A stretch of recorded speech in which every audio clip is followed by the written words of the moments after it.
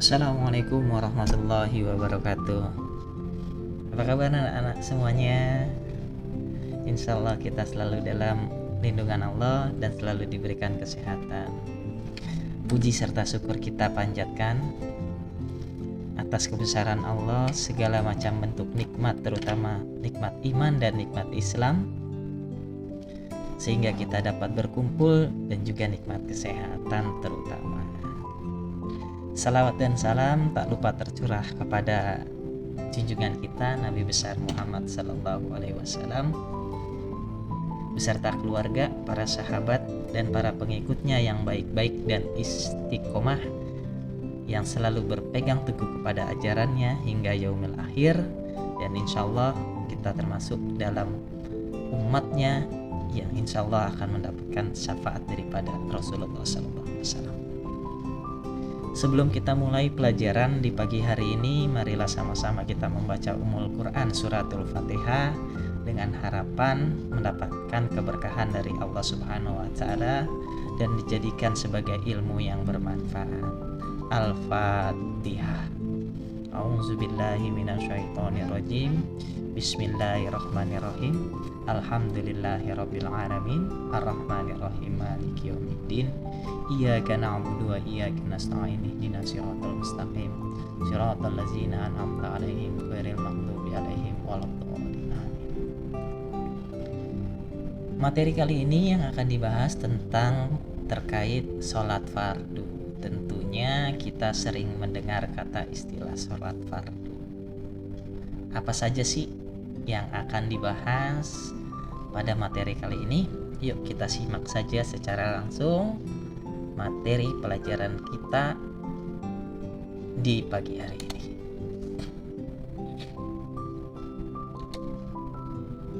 Adapun materi yang akan kita pelajari terkait ketentuan sholat, yang pertama tentang sikap spiritual adalah menerima ketetapan sholat fardu. Yang kedua, mengerjakan sholat fardu sebagai rasa syukur kita kepada Allah Subhanahu wa taala. Di dalam sikap sosialnya adalah taat dan patuh pada peraturan yang Allah berikan. Kemudian yang kedua adalah kita menjadi manusia yang disiplin dan tepat waktu. Di dalam sikap pengetahuan yang akan kita pelajari, yang akan kita debatkan adalah tentang memahami ketentuan sholat. Dan yang kedua adalah melafalkan tentang bacaan sholat. Adapun dalam sikap keterampilan adalah yang pertama mendemonstrasikan gerakan sholat fardu. Yang kedua adalah keserasian antara gerakan dan bacaan saat sholat fardu. Yuk langsung saja kita masuk kepada materi kali ini. Materi kali ini yang pertama adalah tentang pengertian sholat. Secara bahasa, sholat bermakna doa.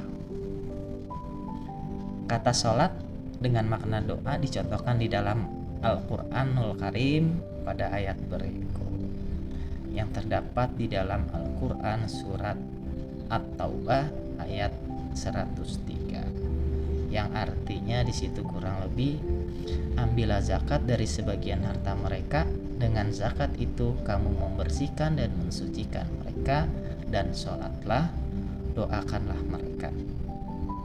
Jadi kata doa ini terdapat di salah satu ayat Al-Quran di dalam Al-Quran surat At-Taubah ayat 103. Dalam ayat ini kata sholat yang dimaksud sama sekali bukan dalam makna syariat, melainkan dalam makna bahasa secara asli, yaitu berdoa.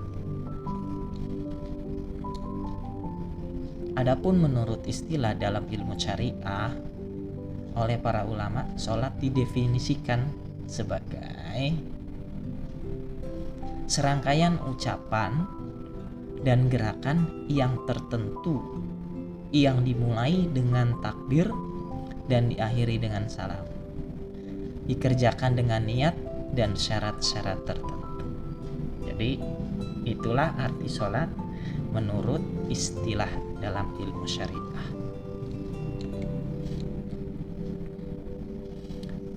Abu Hurairah radhiyallahu anhu berkata, Rasulullah Shallallahu alaihi wasallam bersabda, sesungguhnya amal yang pertama kali dihisab pada seorang hamba pada hari kiamat adalah sholatnya. Maka jika sholatnya baik, sungguh ia telah beruntung dan berhasil. Dan jika sholatnya rusak, sungguh ia telah gagal dan rugi. Jika berkurang sedikit dari sholat wajibnya, maka Allah Ta'ala berfirman, lihatlah apakah hambaku memiliki sholat sunnah, maka disempurnakanlah apa yang kurang dari sholat wajibnya. Kemudian begitu pula dengan seluruh amalnya. Hadis riwayat Tirmizi dan An-Nasai.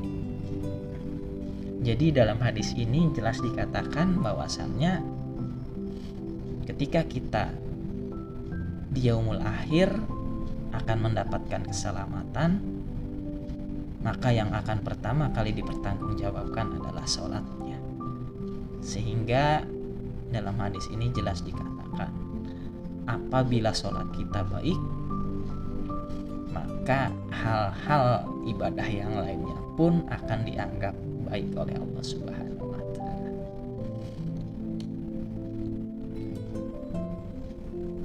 Sholat adalah ibadah syariah yang telah disyariatkan sejak masa yang lama kepada semua nabi dan umatnya di semua peradaban dan masa. Juga sudah disyariatkan sejak awal mula turunnya wahyu di masa kenabian Nabi Muhammad SAW, dan akhirnya disempurnakan lagi pada peristiwa Isra Mi'raj ke Sidratul Muntaha. Tidak hanya itu, sholat juga telah dicontohkan atau diperintahkan Allah sejak pada masa zaman nabi-nabi terdahulu. Jadi tidak hanya pada saat zaman Nabi Muhammad, tapi pada saat mula dari zaman Nabi Adam sampai telah disempurnakan sholat dan agama Islam pada saat zaman Nabi Muhammad SAW. Di dalam pada saat zaman Nabi Adam, Allah Subhanahu wa Ta'ala berfirman di dalam Al-Quran surat Maryam ayat 59. Mereka itu adalah orang-orang yang telah diberi nikmat oleh Allah, yaitu para nabi dari keturunan Adam, dan dari orang-orang yang kami angkat bersama Nuh, dan dari keturunan Ibrahim dan Israel, dan dari orang-orang telah kami beri petunjuk dan telah kami pilih. Apabila dibacakan ayat-ayat Allah yang maha pemurah kepada mereka, maka mereka menyungkur dengan bersujud dan menangis. Maka datanglah sudah mereka pengganti yang jelek dan menyia-nyiakan sholat dan memperuntukkan hawa nafsunya, maka mereka kelak akan menemui kesesatan. Jadi itulah dalil atau firman Allah yang sudah jelas bahwasannya telah diperintahkan pada saat zaman Nabi Adam, bahwasannya maka mereka menyungkur dengan bersujud dan menangis. Jadi itulah salah satu bentuk sholat yang dilakukan pada saat zaman Nabi Adam. Tidak hanya itu, banyak sekali pada saat zaman-zaman nabi-nabi yang lain. Contohnya pada saat zaman Nabi Zakaria. Kemudian malaikat Jibril memanggil Zakaria sedang ia tengah berdiri melakukan sholat di mihrabnya.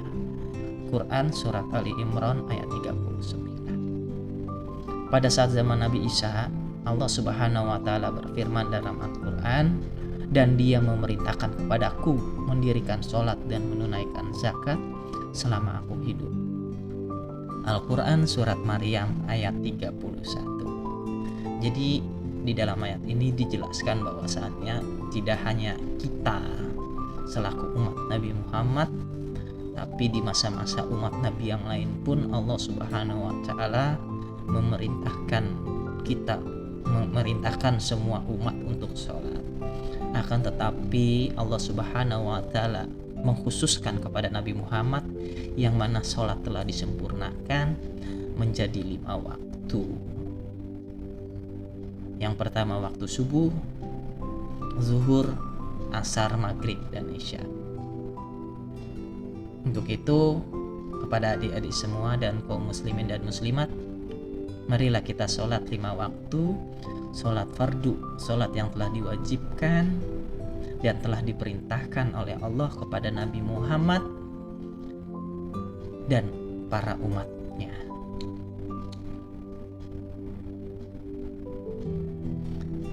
Selain itu, di dalam ayat Al-Quran, perintah sholat banyak sekali terdapat di dalam ayat-ayat.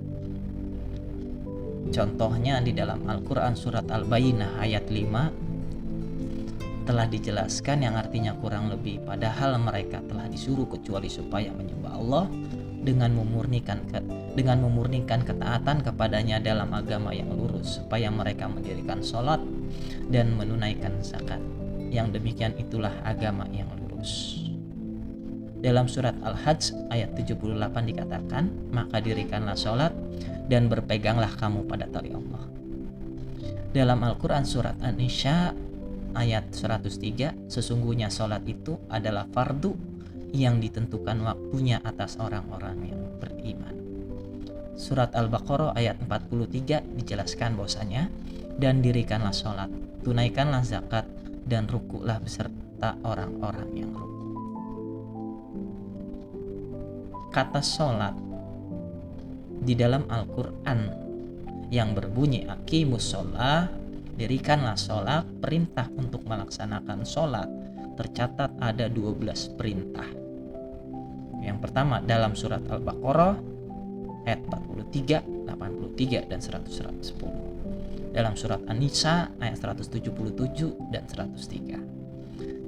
Dalam surat Al-An'am ayat 72, surat Yunus ayat 87, surat Al-Hajj ayat 78, An-Nur ayat 56, Al-Luqman ayat 31, Al-Mujadalah ayat 13, Al-Muzammil ayat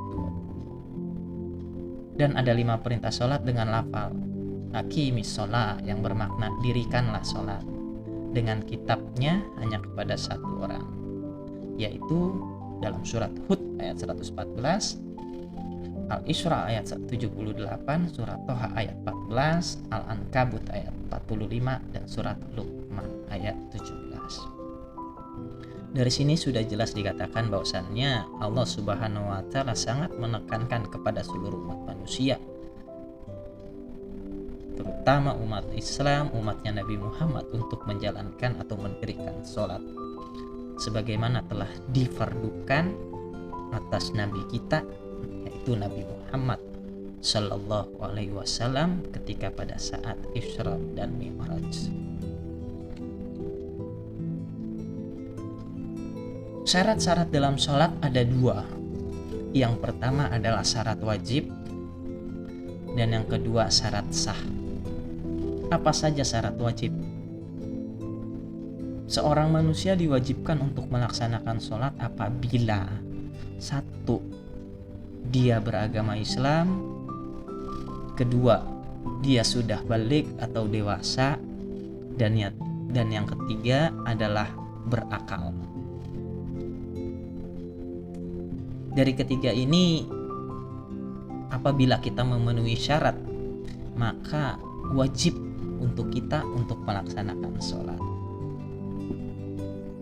Lalu bagaimana hukumnya sholat untuk adik-adik semua?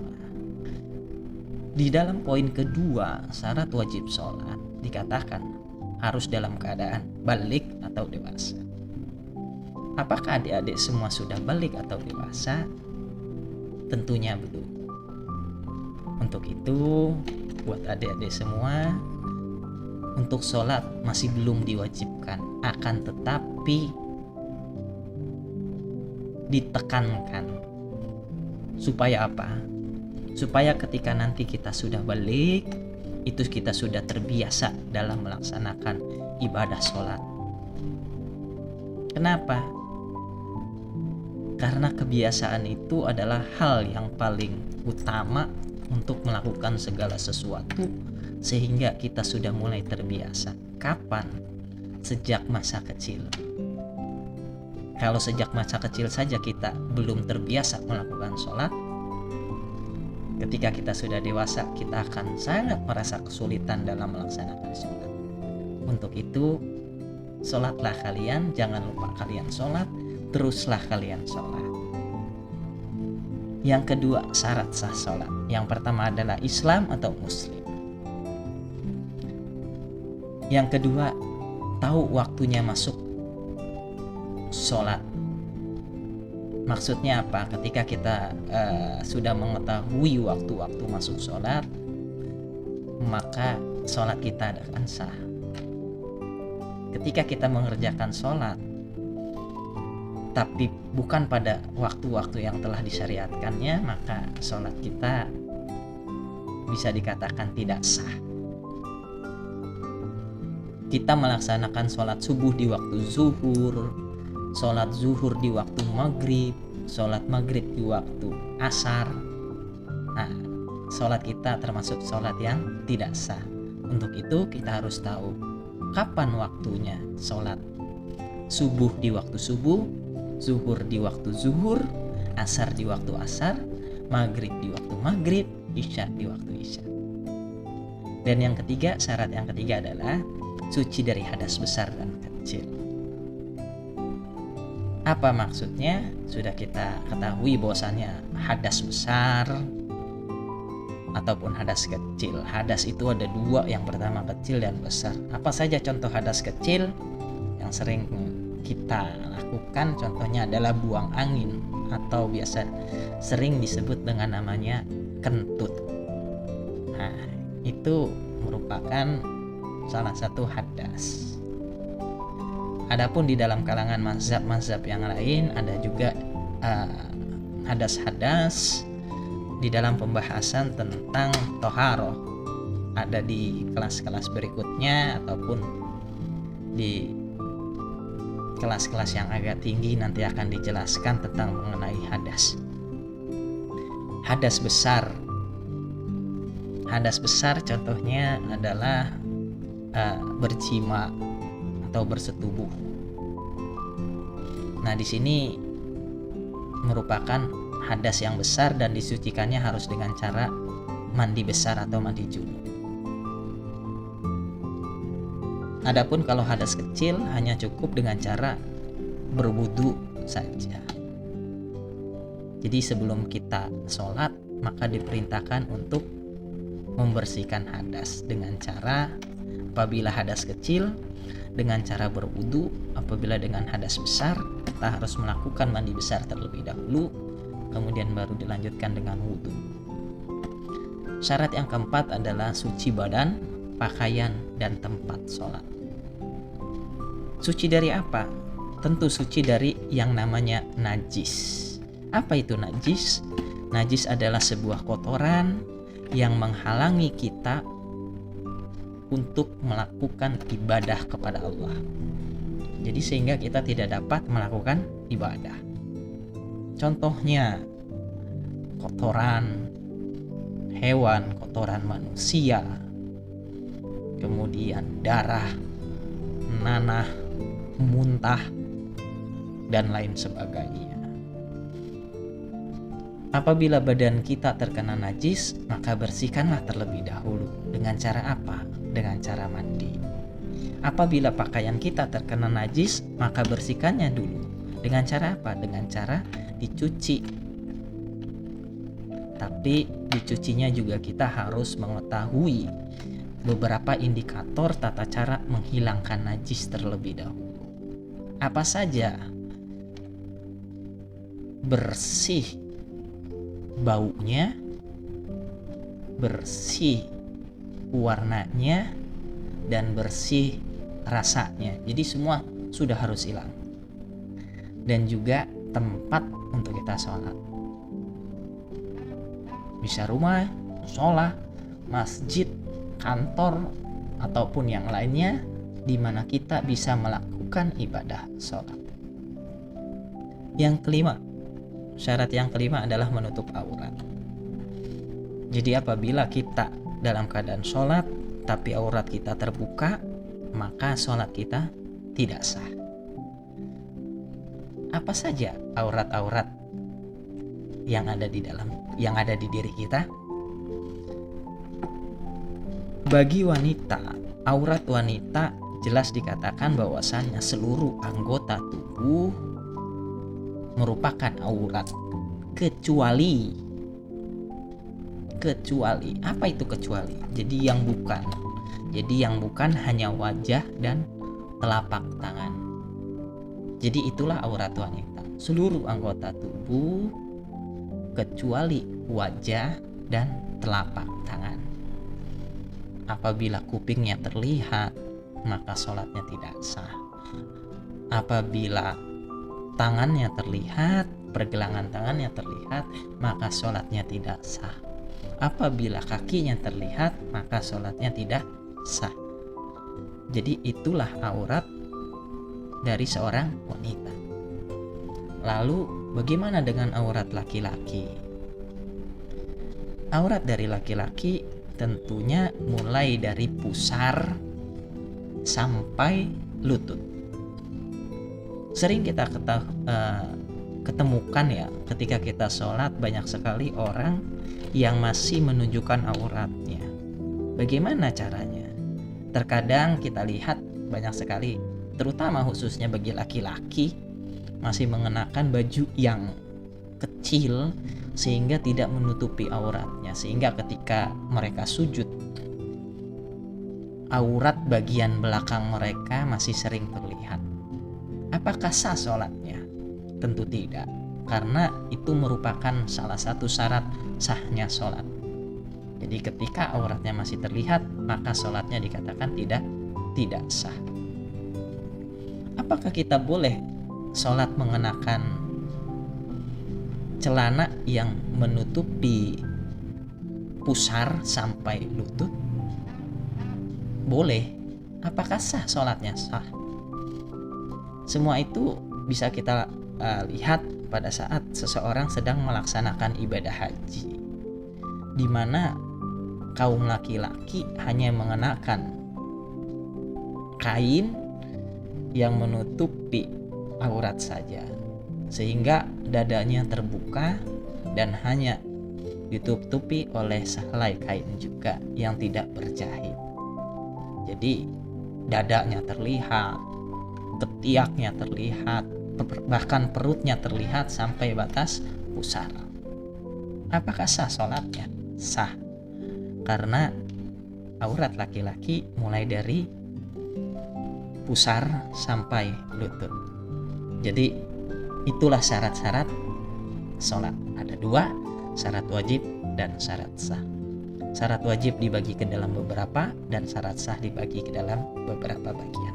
Jadi untuk itulah sebisa mungkin kalian perhatikan syarat-syarat ini sehingga sholat kalian menjadi sah di mata Allah Subhanahu wa ta'ala.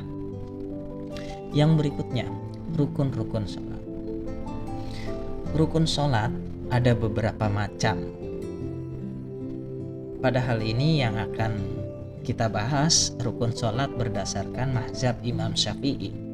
Ada beberapa. Yang pertama adalah niat, yang kedua takbiratul ihram, yang ketiga berdiri bagi yang mampu, yang keempat membaca al-fatihah, yang kelima ruku', yang keenam i'tidal, yang ketujuh sujud, 8 duduk antara 2 sujud, yang berikutnya duduk tasyahud akhir, berikutnya membaca doa tasyahud akhir, yang berikutnya membaca sholawat Nabi, kemudian salam pertama, tumakninah, dan tertib.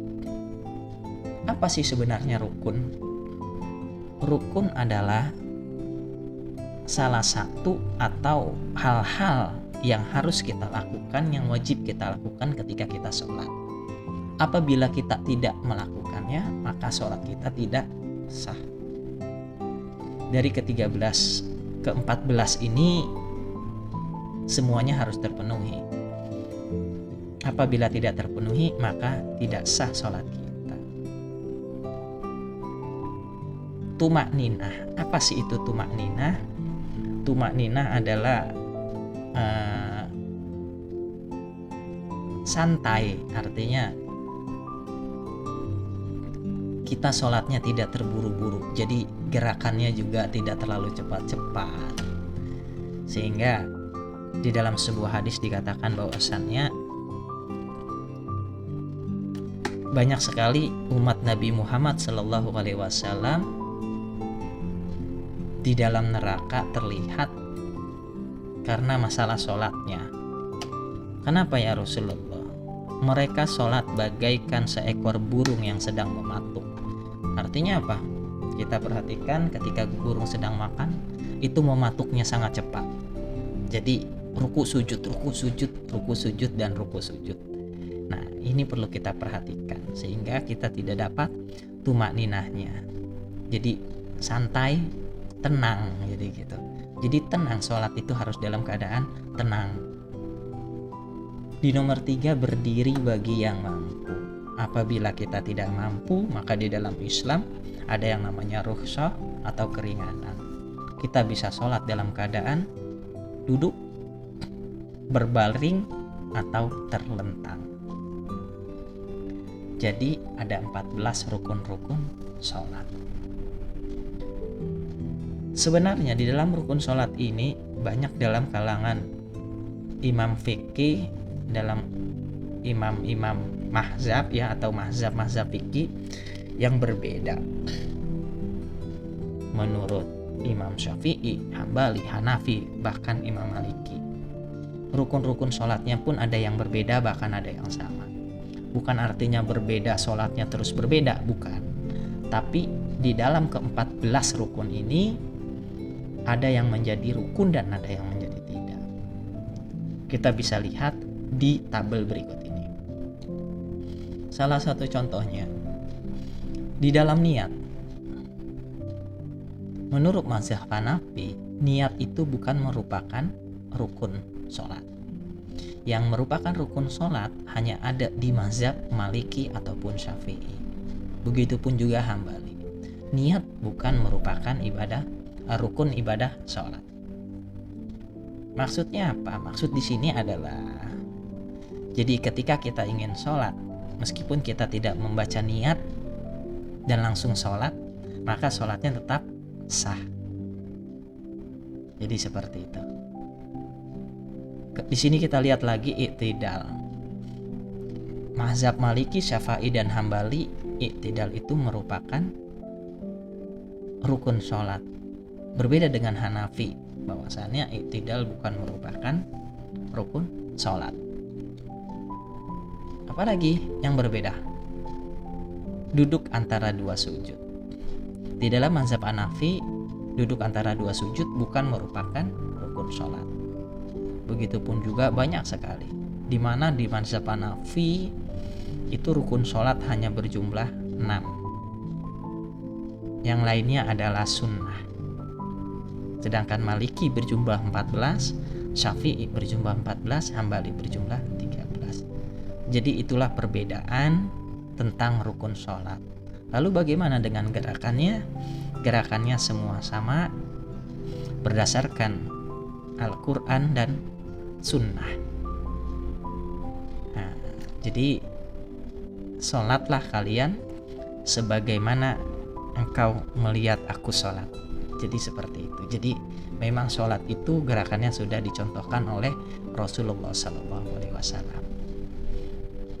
Nanti kita akan bahas di pertemuan berikutnya. Baiklah, mungkin itu saja materi kita pada pagi hari ini. Mudah-mudahan bermanfaat, dan kita akan lanjutkan di bagian kedua tentang sunnah-sunnah sholat, kemudian tentang hal-hal yang membatalkan sholat, hikmah sholat, sampai ke dalam bacaan atau praktek sholat. Baiklah anak-anak, pesan dari Pak Rip, jangan lupa sholat tepat waktu, kemudian jaga kesehatan di rumah saja, kemudian belajar yang dengan giat. Jangan lupa berdoa. Sekian, billahi taufik wal hidayah. Assalamualaikum warahmatullahi wabarakatuh.